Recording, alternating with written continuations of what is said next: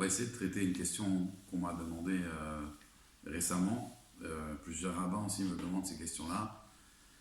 Si quelqu'un ne fait pas Shabbat, et nous on veut l'inviter pour Shabbat. Maintenant le problème c'est que lui il ne veut pas rester tout le Shabbat, il est d'accord de venir juste samedi matin. Maintenant il est très loin de la Torah et nous on a peut-être une possibilité de le ramener à la Torah. Il va venir Shabbat, il va venir samedi matin, il va voir c'est quoi une Seudat de Shabbat, avec les chants de Shabbat, avec les divrei Torah. Et c'est possible que cette avira-là, cette avira de Shabbat, cette ambiance de Shabbat, ça va le ramener peut-être à la Torah. Donc, est-ce qu'on a le droit d'inviter cette personne en sachant quand même que cette personne va forcément transgresser alors, est-ce qu'il y a des différences s'il habite très loin, s'il est obligé de venir en voiture ou s'il peut venir à pied, mais ce serait impossible, on va dire, que pour lui d'envisager, aujourd'hui on fait pas 10 mètres sans prendre la voiture. Est-ce qu'on a le droit d'inviter une personne comme ça?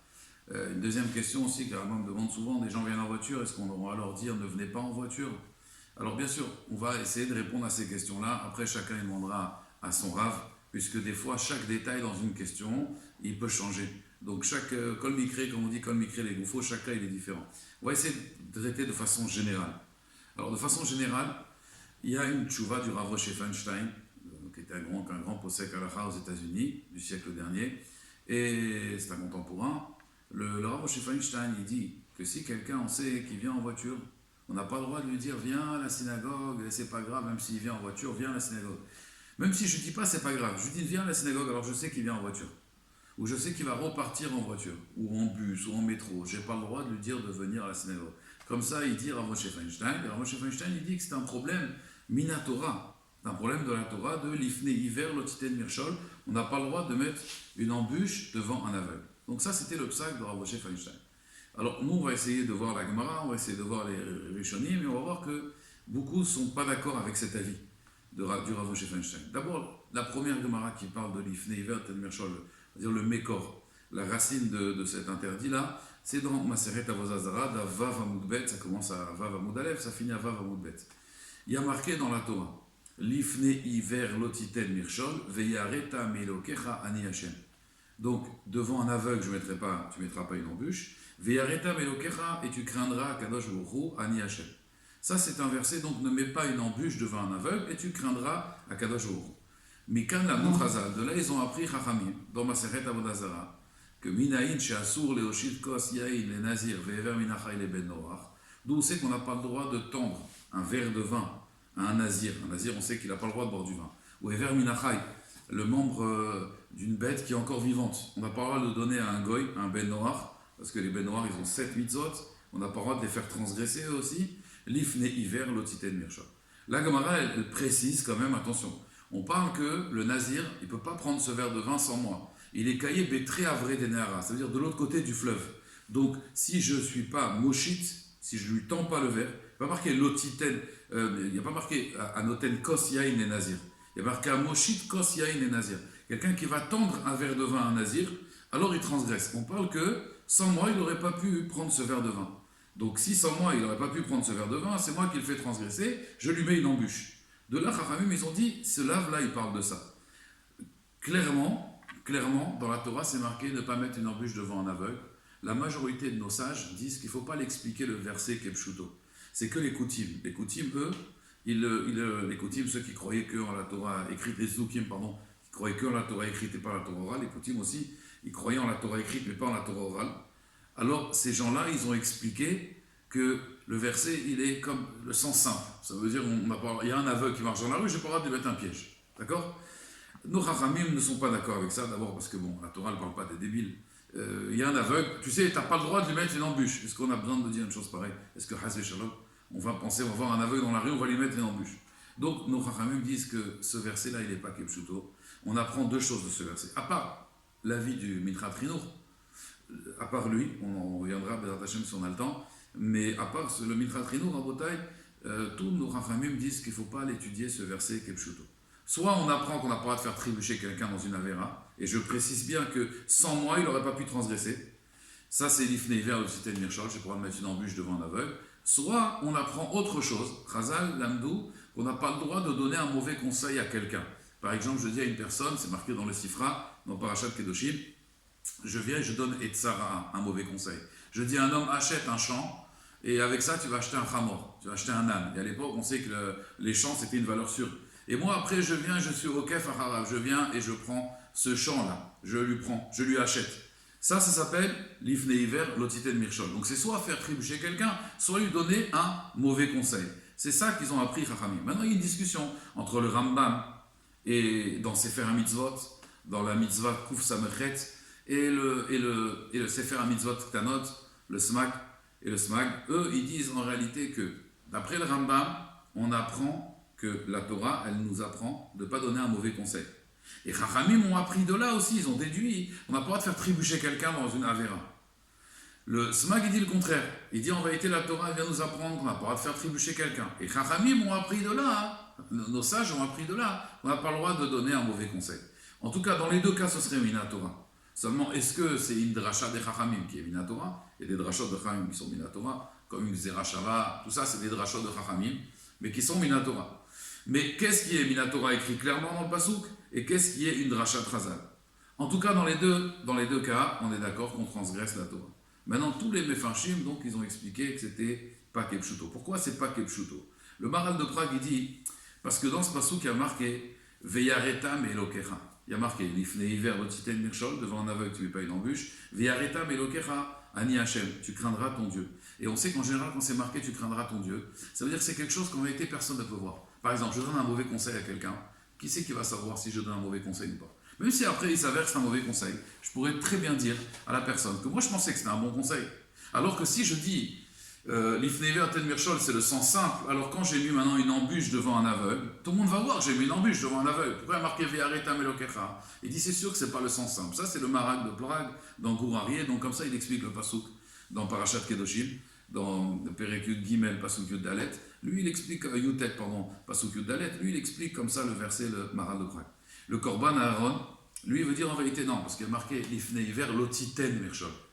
Si c'était vraiment une embûche, on aurait dû dire lotassim mirchol.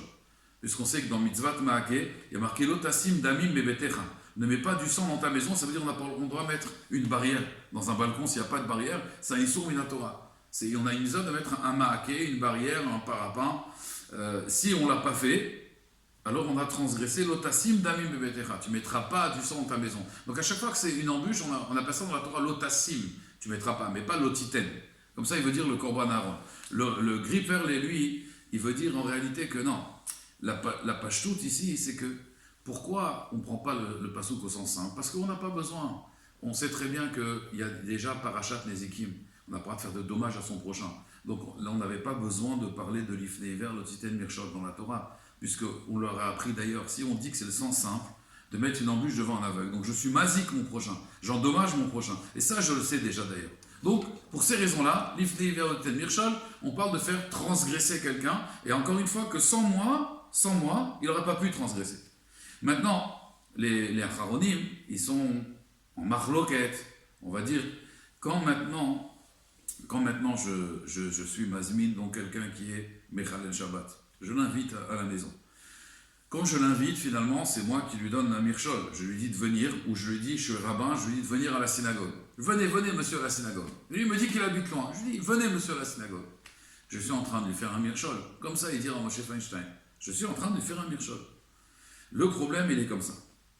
C'est que plein de décisionnaires ne sont pas d'accord avec Moshe Feinstein. Premièrement, est-ce que c'est vraiment l'ifnei hiver le titen mirchol ici? D'après la majorité des décisionnaires, non. Pourquoi?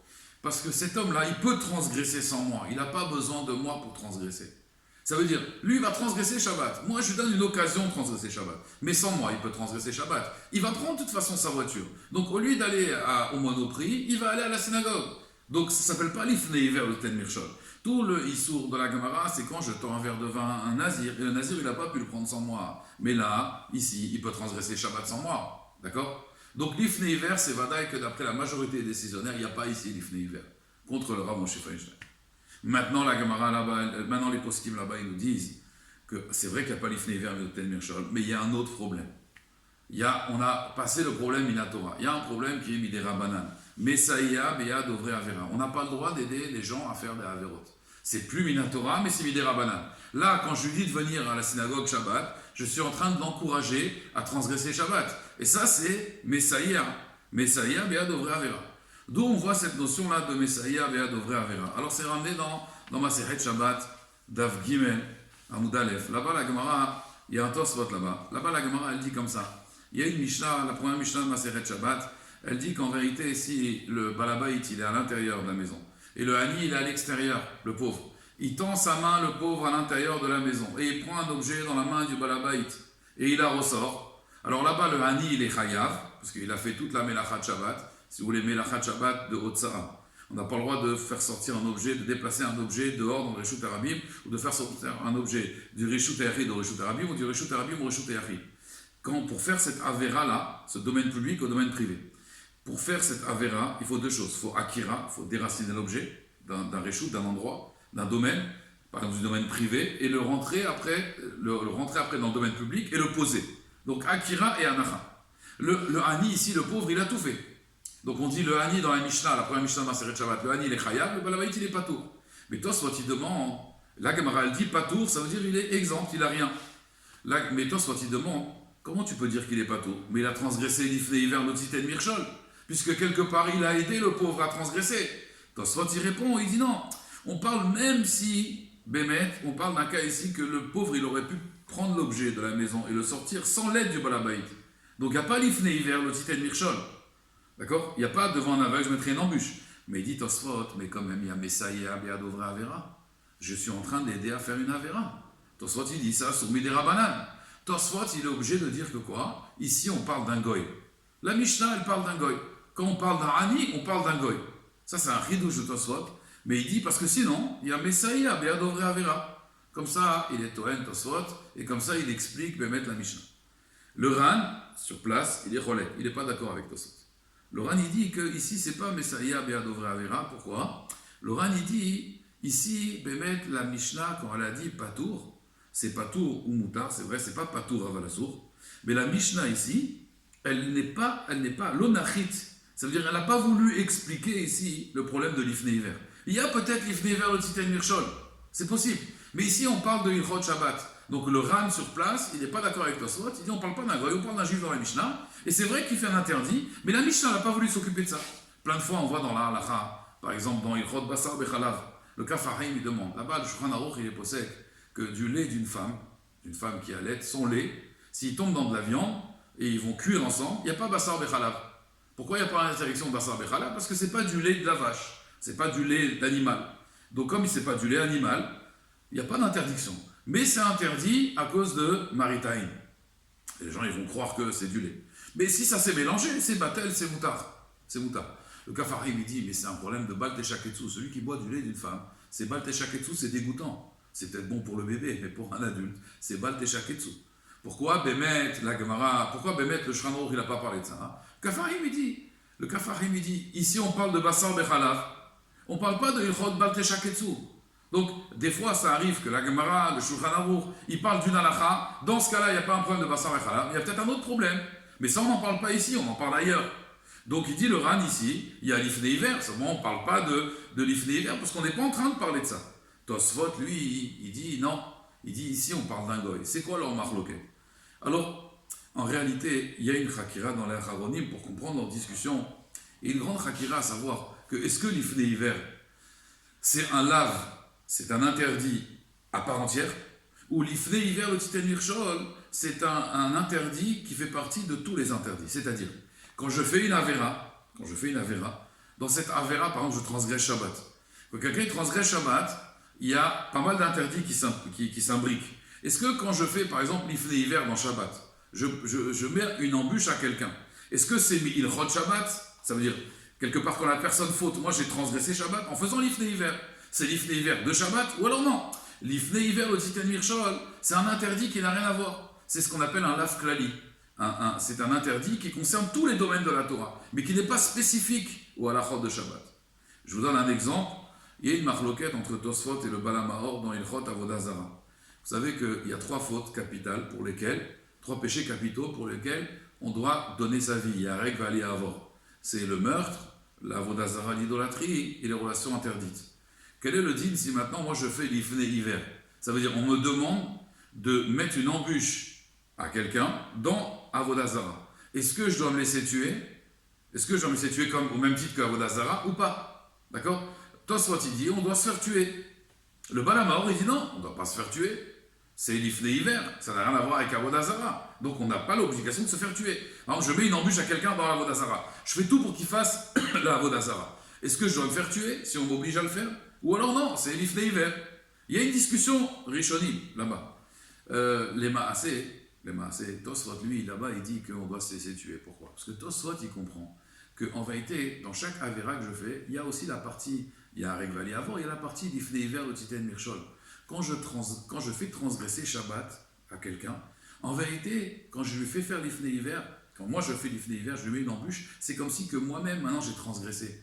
Ça veut dire que j'ai une part dans sa Avera, dans Ilchot Shabbat. Par exemple, le Balabait ici, il l'aide, il lui tend l'objet, l'autre il le prend. Dans Ilchot Shabbat, le Balabait, il a transgressé Shabbat. Il a été Mechalet Shabbat. Ça, c'est la vie de Tosfot. Tosfot, donc, il est obligé de parler d'un goy. Le Ran, il dit non, ça n'a rien à voir avec Ilchot Shabbat. Ici, c'est Ilchot Shabbat, mais la Mishnah, elle parle d'un juif, et on n'a pas voulu parler d'Ifné hiver, ça n'a rien à voir, c'est pas du tout le même sujet. Comme ça, les Haronim, ils veulent expliquer en réalité. C'est pour cela que d'ailleurs, quand quelqu'un il fait l'Ifné hiver, le Titen Mirchol, il ne reçoit pas Malkout. Une des raisons, c'est parce que c'est un lave klali. Mais d'après Tosfot, les Maasé, il faut dire que c'est un lave chez Enbo Maasé. C'est-à-dire que c'est une interdiction où il n'y a pas d'action. Ça veut dire tout lave chez Enbo Maasé, En Lokinalav, on ne reçoit pas des coups. D'après Tosfot, il faut dire pourquoi on ne reçoit pas des coups dans l'Ifné hiver, parce que c'est un lave chez Enbo Maasé. C'est un interdit où il n'y a pas d'action. Ou en tout cas, je peux la faire sans faire d'action. Alors que d'après le Ran, il faut dire qu'en réalité, c'est un lave qui est klali, ça veut dire que c'est un interdit général. Dans un interdit général, il n'y a pas de malkout. C'est-à-dire un interdit général qui peut concerner tous les domaines de la Torah, Choshet Mishpat, Yoredea, Orachaim. Il n'y a pas, c'est pas spécifique à une Avera. À Kol Panim, en tout cas, de Tosfot, on voit qu'il y a un issour de Messaïa, Biad, Ovre Avera. Donc, apparemment, si j'invite quelqu'un Shabbat, il y a Messaïa, Biad, Ovre Avera. D'accord? Ça, c'est un Tosfot, mais fourrache, et comme ça, Bémet, la lacha, on est possède. On tranche qu'il y a un interdit on n'a pas le droit d'aider des gens à transgresser, même si c'est plus l'ifné hiver, parce qu'il peut transgresser sans moi. À partir du moment où il peut transgresser sans moi, c'est pas moi qui donne la possibilité de transgresser, il n'y a plus l'ifné hiver au Titen Mirchol. Mais il y a un interdit des Rabbanan, de quoi? D'être Messaïa, d'Ovre Avera. Alors comment on règle ce problème-là? Alors concrètement, d'abord il y a un char très connu dans Yoredea. Le char, il dit la chose suivante, il dit un très grand chidouche, mais que c'est Keda, il a halakha quand même de l'utiliser, en tout cas même comme un snif, pour être Mekel. Le char, il dit la chose suivante, que pour un Israël Moumar, ça veut dire un juif qui, de toute façon, lui, il transgresse la Torah. C'est un juif que, de toute façon, c'est on va dire un juif transgresseur. Alors, il dit le char que Behemet, dans Ilchot Avodah Zarah, Siman Kuf Nun Aleph, Seif Katan Vav, dans le Rama, là-bas, dans la Halacha Vav, donc Kuf Nun Aleph, Yoredea, dans Ilchot Avodah Zarah, là-bas, le char, il dit qu'apparemment, il y a une contradiction. Puisque dans la Gemara, dans Maseret Avodah Zarah, on voit que si je donne un verre de vin à un nazir, si il est du même côté que moi du fleuve, c'est-à-dire qu'il n'a pas besoin de moi pour le prendre, c'est plus l'ifné hiver, mais on n'a pas dit là-bas que c'est Assour Midi Rabbanan de lui donner. Alors que on voit clairement dans Shabbat, Tosfot, il dit qu'il y a l'ifné hiver, le Titen Mirchol, même d'après le Ran, sauf que le Ran il a dit, là-bas on ne parlait pas de ça. Alors il répond le char que pourquoi dans Avodah Zarah on ne parle pas de ça? Il dit parce qu'un Israël Moumar, il n'y a pas de l'ifné hiver, le Titen Mirchol. Qu'est-ce que ça veut dire l'ifné hiver, le Titen Mirchol? Ne mets pas une embûche devant un aveugle. Il dit, le Rambam, c'est quoi cet aveugle-là? Mais c'est un type intelligent, c'est un type qui sait très bien que c'est interdit. Ah, je vais l'aider à transgresser, mais lui, il savait que c'était interdit. Il dit, il est aveugle par ses ta'avot, les plaisirs. Ses pulsions le rendent aveugle. Les pulsions de cette personne le rendent aveugle. Donc, je n'ai pas le droit de lui donner une embûche. Il dit, ça, c'est pour quelqu'un qui s'appelle aveugle. Mais un moumar, c'est quelqu'un qui a déjà trébuché. L'ifné hiver, le Titen Mirchol ne donne pas une embûche devant un aveugle. Ça, c'est quand quelqu'un, il n'a pas encore transgressé, et toi, tu ne le fais pas trébucher. Il dit, un moumar, il a déjà trébuché. Donc, il n'y a plus l'ifné hiver, le Titen Mirchol, puisque ce hiver-là, ce moumar, il est déjà par terre. Donc, il dit, le char, que l'ifné hiver, le Titen Mirchol, ça ne s'adresse pas à un Israël moumar. Donc, quelqu'un qui est moumar. Moumar, ça veut dire que c'est quelqu'un qui est un transgresseur. On va appeler ça comme ça, quelqu'un qui transgresse. Qui transgresse. Lui, il te dit, moi, je ne fais pas Shabbat. Lui, il te dit, il n'y a pas l'ifné hiver, le Titen Mirchol. Donc, déjà, il faut savoir qu'il y a la chita du char, que le char, lui, il permet, concrètement, ça veut dire, jette pas quelqu'un, il n'y a pas Messaïa, il n'y a pas une Avera d'aider quelqu'un qui fait des Avérotes, quand quelqu'un, il transgresse déjà. Si il ne transgresse pas vraiment, et moi je vais l'aider à transgresser, là c'est interdit. Mais si c'est un Israël Moumar, c'est un Israël qui transgresse. Lui, il n'y a pas l'ifné hiver, l'otiten mirchol. Comme ça, il veut dire le char. Ah, pourtant, Kol Israël, Arevim, Zébazé. Tous les juifs sont garants l'un de l'autre, pas avec un Israël Moumar. Avec un Israël Moumar, il n'y a plus Kol Israël, Arevim, Zébazé. Ça, c'est le premier argument, c'est le char.